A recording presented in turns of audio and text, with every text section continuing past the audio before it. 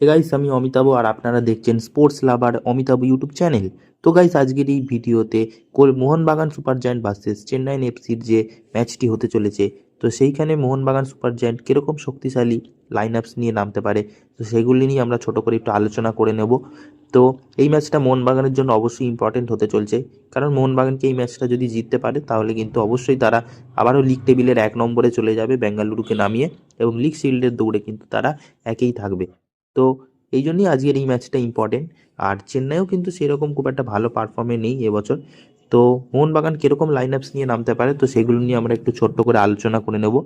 তো স্ট্রাইকারে রেখেছি জেমি ম্যাকলারেনকে, এবং লেফট লেফট মিডফিল্ডে রেখেছি লিস্টন কোলাসো, আর রাইট মিডফিল্ডে রেখেছি কিন্তু মনবীর সিংকে, আর অ্যাটাকিং মিডফিল্ডে রেখেছি গ্রেগ স্টেওয়ার্টকে। তো গ্রেগ স্টেওয়ার্ট কিন্তু ফাইনালি বিভিন্ন রকম নিউজ থেকে শোনা গেছে তার কিন্তু যে ইনজুরি ছিল, তো সেই দিক দিয়ে কিন্তু সে ফিট হয়ে গেছে। তো আজকের ম্যাচে কিন্তু আমরা গ্রেগ স্টেওয়ার্টকে দেখতে পারি। এবার প্লেইং ইলেভেনে কিন্তু থাকবেন, এটা কিন্তু মোটামুটি অনেক জায়গা থেকেই কনফার্ম শোনা যাচ্ছে, কিন্তু উনি ফার্স্ট হাফে থাকবেন কিনা সেকেন্ড হাফে থাকবে সেটা বোঝা যাচ্ছে না।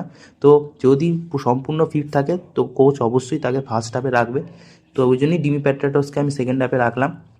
তারপর যদি মিডফিল্ডের দিকে আসি তাহলে সেখানে আছে আপুইয়া আর অনিরুদ্ধ থাপা।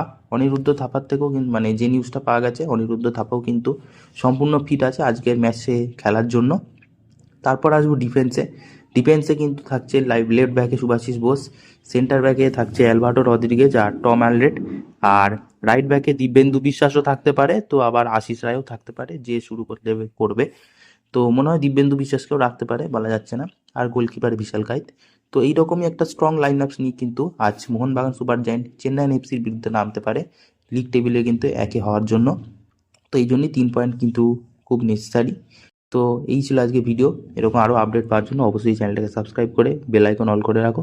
তো দেখা হচ্ছে পরের ভিডিওতে।